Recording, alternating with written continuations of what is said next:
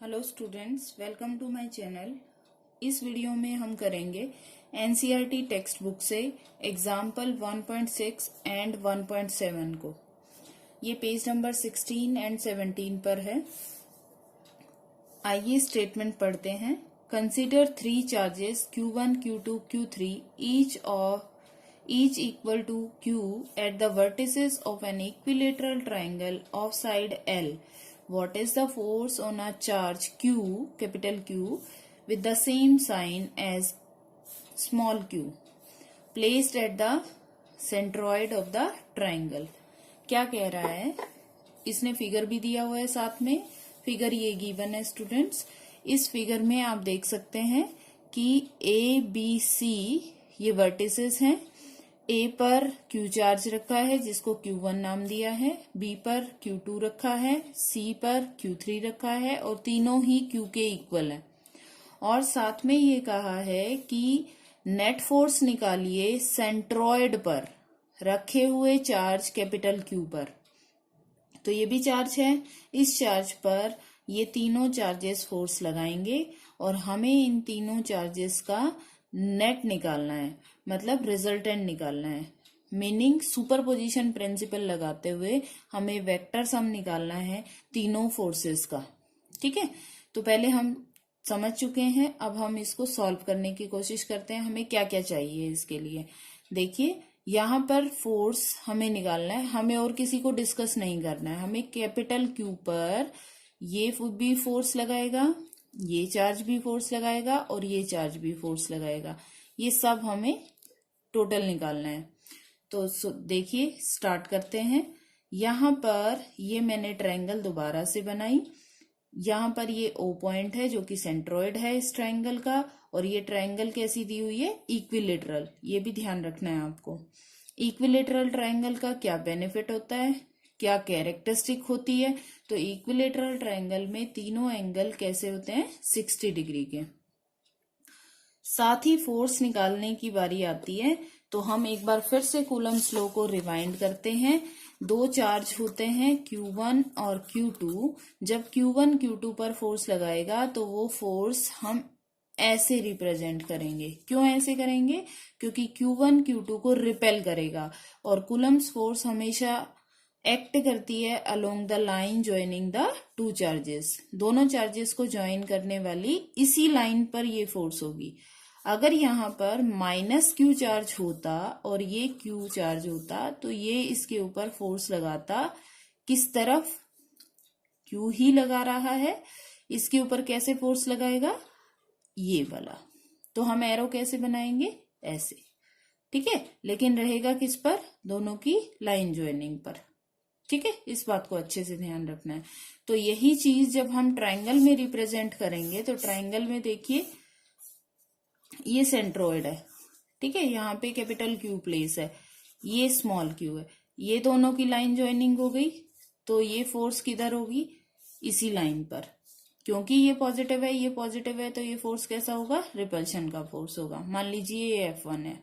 ठीक है, यहां भी चार्ज रखा है स्मॉल q, ये भी इसको ऊपर फोर्स लगाएगा, लेकिन किस डायरेक्शन में? अलोंग द लाइन ज्वाइनिंग, इसी डायरेक्शन में, इसी की लाइन पर। ठीक है, जिसपे दोनों चार्जेस आते हो, फोर्स लगाने वाला और जो फोर्स एक्सपीरियंस करेगा वो।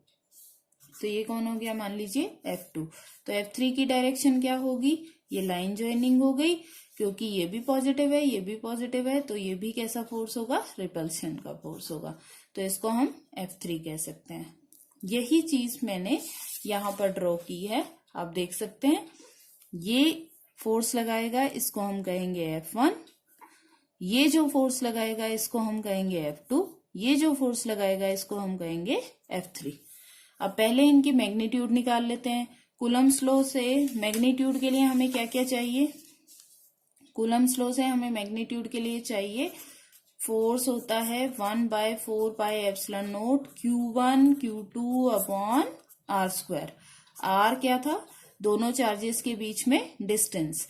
अब ये चार्ज है हमारे पास, ये मैंने A पॉइंट रिप्रेजेंट किया है, तो हमें क्या चाहिए? AO। क्या फाइंड आउट करना है? AO। ये क्या है? OB। ठीक है, और ये क्या है, OC। इक्विलेटरल ट्रायंगल में ये आपको पता होना चाहिए कि these all distances will be equal, OA, OB और OC। तो इसका मतलब हमें सिर्फ एक ही टास्क करना है, AO निकाल कर लाना है, चार्जेस हमें पता है।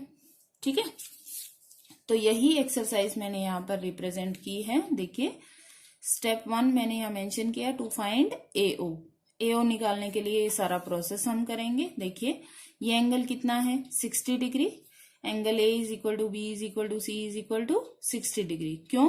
क्योंकि ट्राइंगल कैसी है, equilateral triangle. Since AD is the median of this triangle, it bisects angle A।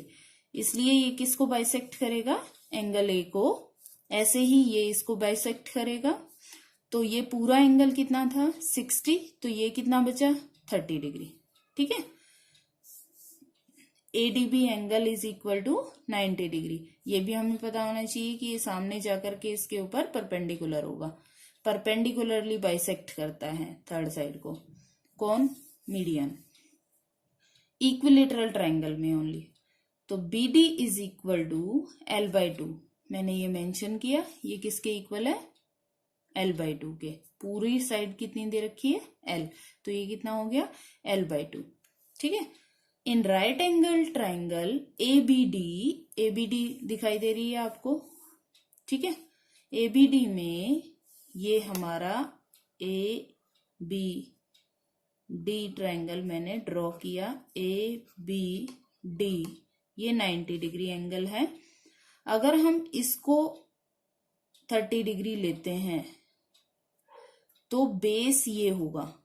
ठीक है, राइट एंगल ट्रायंगल में जब भी हम ट्रिग्नोमेट्री लगाएं तो आप थोड़ा ध्यान रखिए कि जिस पर आप जो एंगल कंसीडर कर रहे हैं और 90 डिग्री होते हैं जिस साइड पर, उसको हम बेस कहते हैं। तो ये कौन बना, बेस। ये कौन बना, परपेंडिकुलर। ये कौन बना, हाइपोटेन्यूस। मुझे क्या निकालना है, मुझे निकालना है बेस। ठीक है, तो AD upon hypotenuse, base upon hypotenuse is equal to cos 30। तो AD is equal to AB cos 30। AD is equal to AB कितना है, L। AB साइड कितना दिया हुआ है, L। तो ये L प्लेस किया, √3/2। cos 30 की वैल्यू क्या आती है, √3/2। करेक्ट। तो AD हमारे पास आ गया, मतलब ये पूरी लेंथ आ गई। हमें कितनी चाहिए, इतनी। तो हम OD निकाल लेते हैं अभी। AD में से OD माइनस कर देंगे तो क्या बचेगा, AO। ठीक है, तो मैंने दूसरी ट्रायंगल कंसीडर की। ट्रायंगल कौन सी, BOD आपको दिख रही होगी, ये BOD। इसको भी हम थोड़ी देर के लिए बना लेते हैं समझने के लिए। ये है BOD। ये कितना एंगल है, 90 डिग्री। ये एंगल है 30 डिग्री। ठीक है, तो अब बेस कौन बन गया, ये बन गया। मुझे क्या निकालना है, मुझे तो ये निकालना है। तो OD अपॉन BD। ठीक है, ये परपेंडिकुलर है और ये बेस है। परपेंडिकुलर अपॉन बेस क्या होता है, टेंजेंट। तो टेंजेंट 30 डिग्री। ये वैल्यू पुट की हमने। BD की वैल्यू कितनी थी, अभी अभी बताया था मैंने, L/2। तो ये वैल्यू हमने प्लेस कर दी, L/2। ठीक है, यहां तक आई होप आपको समझ आ गया। अब हमारे पास क्या आ चुका है, OD। और पहले क्या निकाला हमने, AD में से OD माइनस कर देंगे तो क्या मिल जाएगा, AO। ठीक है, तो AO is equal to AD minus OD। AD की वैल्यू हमने यहां से प्लेस की इक्वेशन 1 से, और OD की वैल्यू हमने इक्वेशन 2 से ली। दोनों को माइनस किया, LCM लिया, सॉल्व किया, क्या आया, L/√3। ठीक है, ये हमारी वैल्यू आ गई, किसकी, AO की। तो ये एक तरीका है जो हम ट्रिग्नोमेट्री की हेल्प से सारा निकाल कर लाए। क्या निकाल कर लाए, AO। दूसरा तरीका देखिए स्टूडेंट्स, AO निकालने के लिए अल्टरनेट मेथड। AO जो लेंथ है, ये मीडियन पे वर्टेक्स से सेंट्रोइड तक की लेंथ है। ठीक है, तो ये थोड़ा ध्यान रखना है आपने कि सेंट्रोइड डिवाइड करता है मीडियन को 2:1 रेशियो में। ठीक है, किस रेशियो में, 2:1। ठीक है, तो ये वाला जो पार्ट है ये 2/3 पार्ट होता है और ये वाला पार्ट होता है ये 1/3 होता है। ठीक है, किसका, पूरे पार्ट का।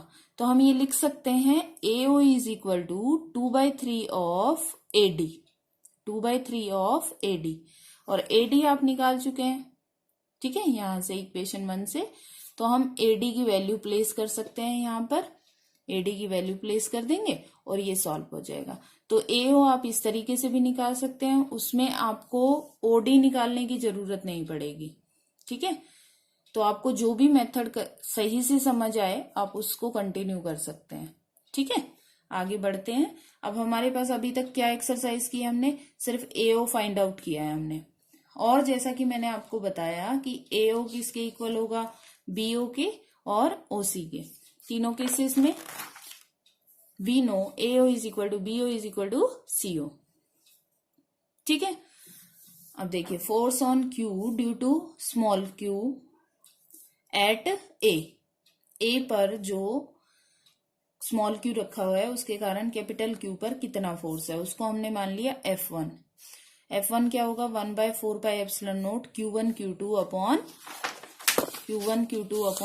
R स्क्वायर, R स्क्वायर करते हैं ना, तो दोनों चार्जेस के बीच में क्या डिस्टेंस है, AO का स्क्वायर। तो पहला चार्ज है Q, दूसरा चार्ज क्या है, कैपिटल Q, और डिस्टेंस क्या है, AO। ये वैल्यू हमने यहाँ पर प्लेस कर दी। AO की वैल्यू हम फाइंड आउट करके लाए हैं इस इक्वेशन से। AO की वैल्यू हमने यहाँ से प्लेस कर दी, ये वैल्यू हमने यहाँ प्लेस की, हमारे पास ये आ गया। डायरेक्शन ध्यान रखनी है आपको, डायरेक्शन किधर है, अलोंग AO, A से O की तरफ, ठीक है। सिमिलरली हम B पर निकाल लेंगे F2 इस तरीके से।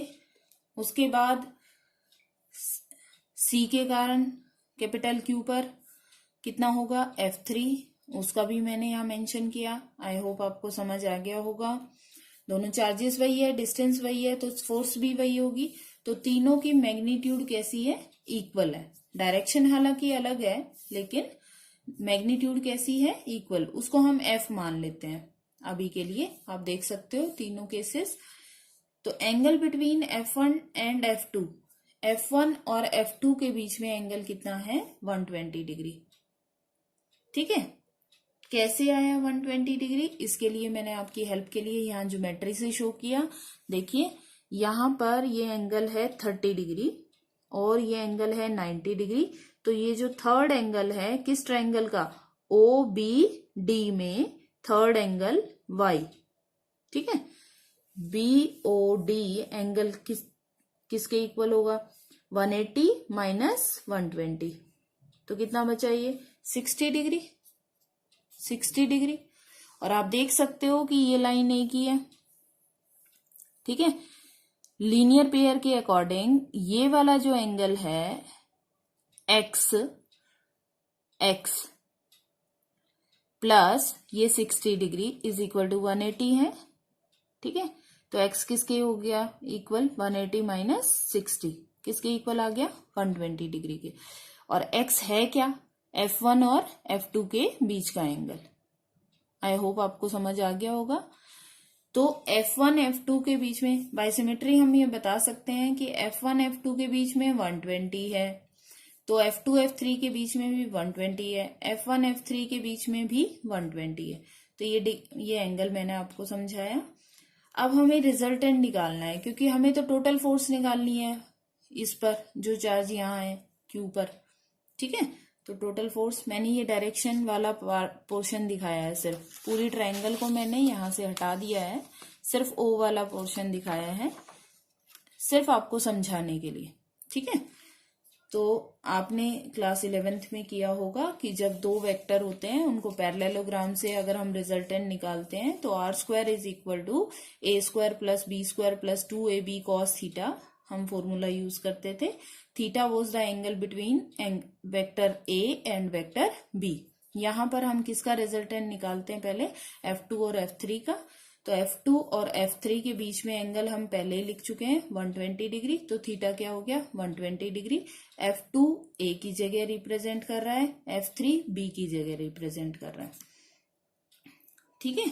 तो R होगा, मैंने R मान लिया है इसका resultant, root of F2 square plus F3 square plus 2F2 into F3 into cos theta. F2 किसके इक्वल है? F2 F के इक्वल है।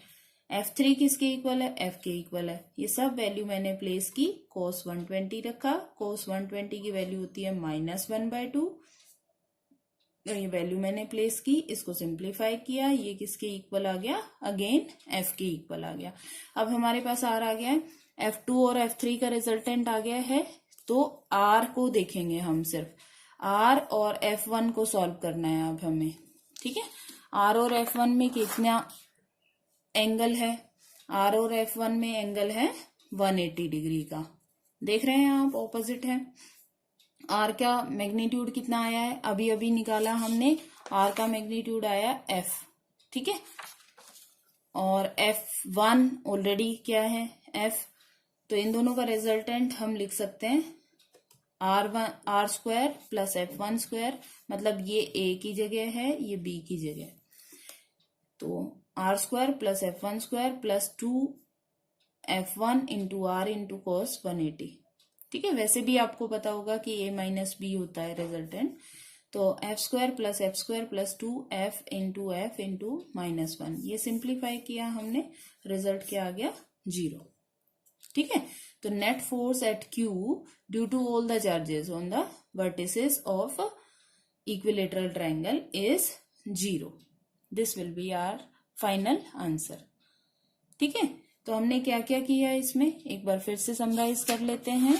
हमने क्या किया, पहले AO फाइंड आउट किया। AO इक्वल टू OB है, इक्वल टू OC है। AO निकालने के लिए मैंने AD निकाला और OD निकाला। ठीक है, AD में से OD माइनस किया तो हमें मिला AO। ठीक है, AO निकालने के बाद हमने फोर्स लिख दिया, F1, F2, F3 उनको F मान लिया क्योंकि तीनों के मैग्नीट्यूड इक्वल है। फिर F2, F3 के बीच में एंगल कितना है? 120 डिग्री। और प्रूफ आप देख सकते हैं, ये पेपर में आपको मेंशन करने की जरूरत नहीं है, ये सिर्फ मैंने आपको समझाने के लिए किया है कि बुक में गिवन नहीं होता है ये, तो आप इसको समझ सकें, डायरेक्ट ना करें।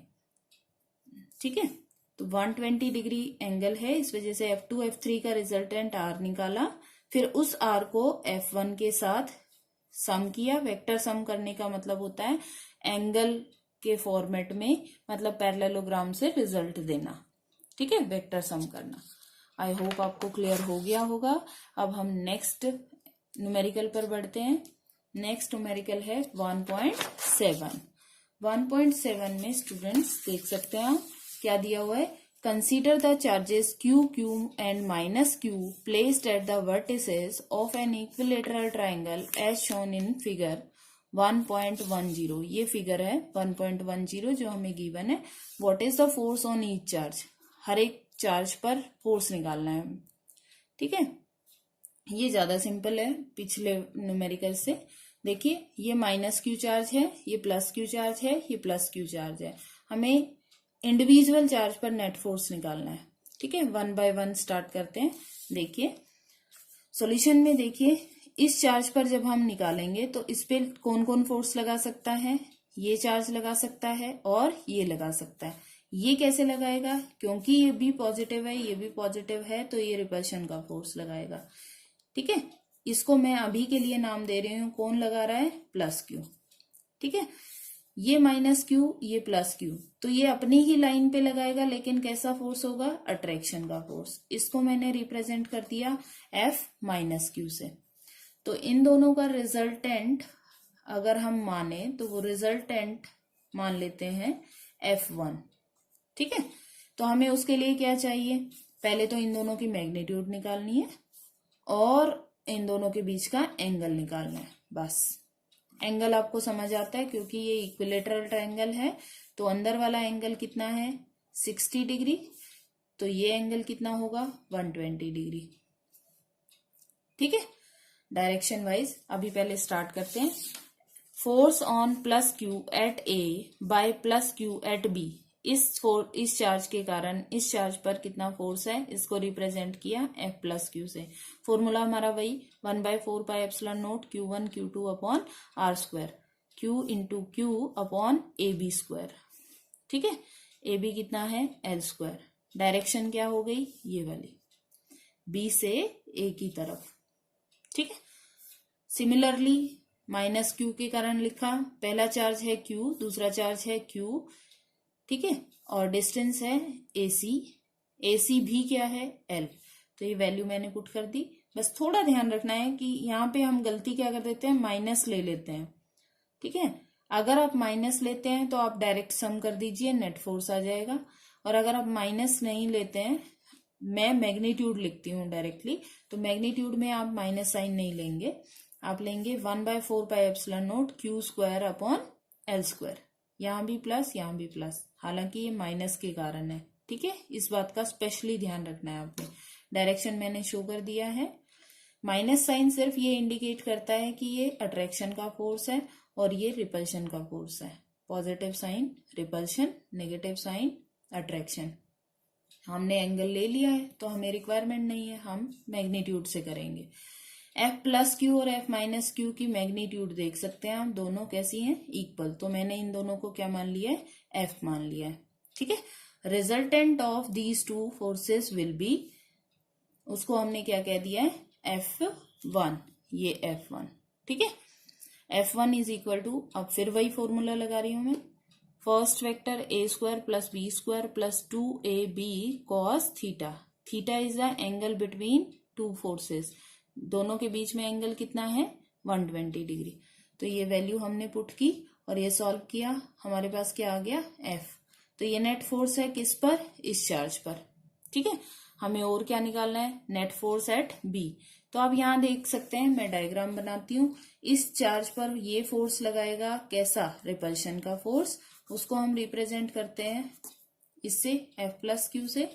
और माइनस चार्ज इसके ऊपर फोर्स लगाएगा अट्रैक्शन का, इसको हम रिप्रेजेंट कर देते हैं माइनस क्यू से।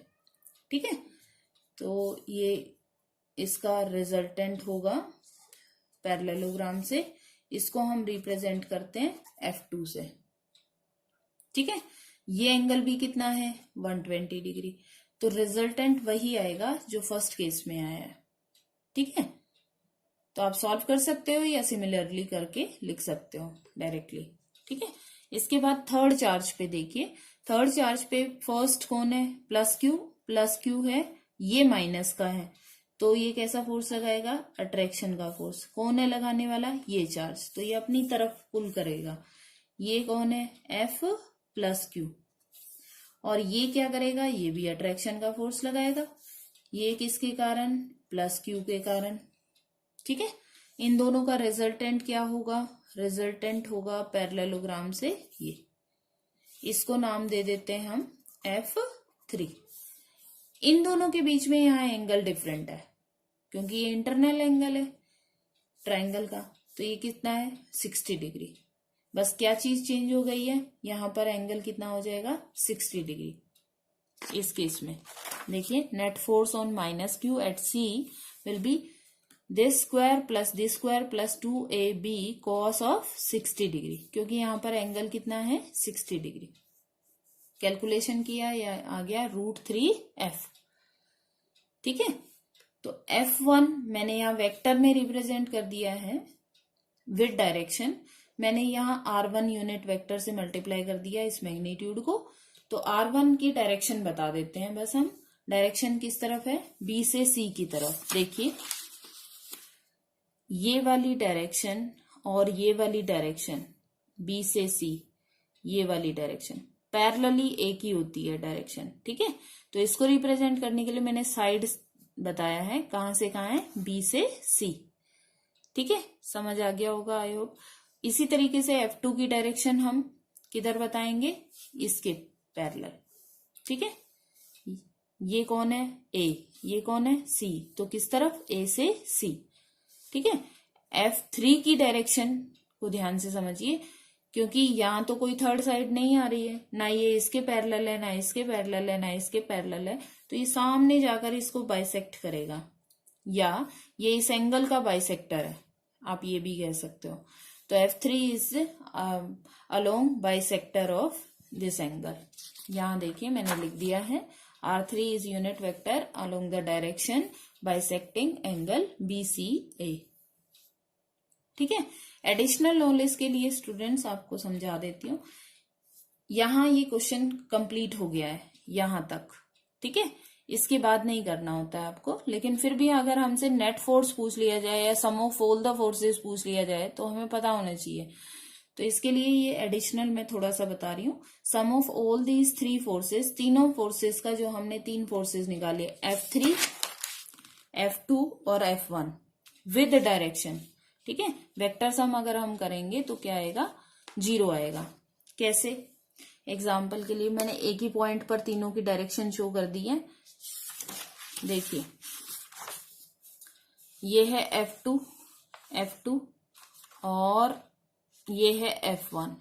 F1 की साइड कौन है, F1 कौन सी साइड में है, BC, ठीक है, और ये किसकी साइड में है, AC। तो BC और AC के बीच में कितना एंगल है, 60 डिग्री। तो यहां मैं क्या रिप्रेजेंट कर सकती हूँ, F1 और F2 के बीच में कितना एंगल है, 60 डिग्री, ठीक है। F1 की वैल्यू जो मैग्नीट्यूड है वो F है, F2 की मैग्नीट्यूड F है, और F3 हमने कहा कि परपेंडिकुलरली डाउनवर्ड होगी ये, ठीक है। एक ही पॉइंट पर मैंने इनको कलेक्ट कर दिया है। तो F3 की कितनी है, √3F। तो हम इन दोनों का रिजल्टेंट निकालते हैं। इन दोनों का रिजल्टेंट क्या होगा, देखिए रिजल्टेंट निकालते वक्त एंगल चाहिए हमें A² + B² + 2AB cos of theta, ठीक है। वैल्यू हमने पुट की, ये क्या आ गया, √3F। तो इन दोनों का रिजल्टेंट कैसा आ गया, ये आ गया, ठीक है। इसको मैं R से रिप्रेजेंट कर रही हूँ। तो R is in opposite direction with F3 के ऑपोजिट डायरेक्शन में। तो इन दोनों के बीच में कितना एंगल है, 180 डिग्री। इस वजह से उनका रिजल्टेंट क्या होगा, R - F3। दोनों को माइनस कर दिया, या आप पूरा फॉर्मूला लगाकर सॉल्व कर सकते हो। तो R - F3 will be √3F - √3F। ये क्या आ जाएगा, 0। और जब आप रिजल्टेंट निकाल रहे हैं ना, इसका मतलब आप वेक्टर सम कर रहे हैं। पैरेललोग्राम लॉ का हम फॉर्मूला यूज करके इसकी मैग्नीट्यूड निकाल रहे होते हैं। विद डायरेक्शन ऐड करना वेक्टर सम कहलाता है, ठीक है। आई होप आपको ये क्वेश्चन समझ आ गया होगा। फिर भी अगर आपको कोई डाउट है तो आप क्वेश्चन कर सकते हैं, मैं कोशिश करूंगी आपको रिप्लाई करने की। Thank you so much.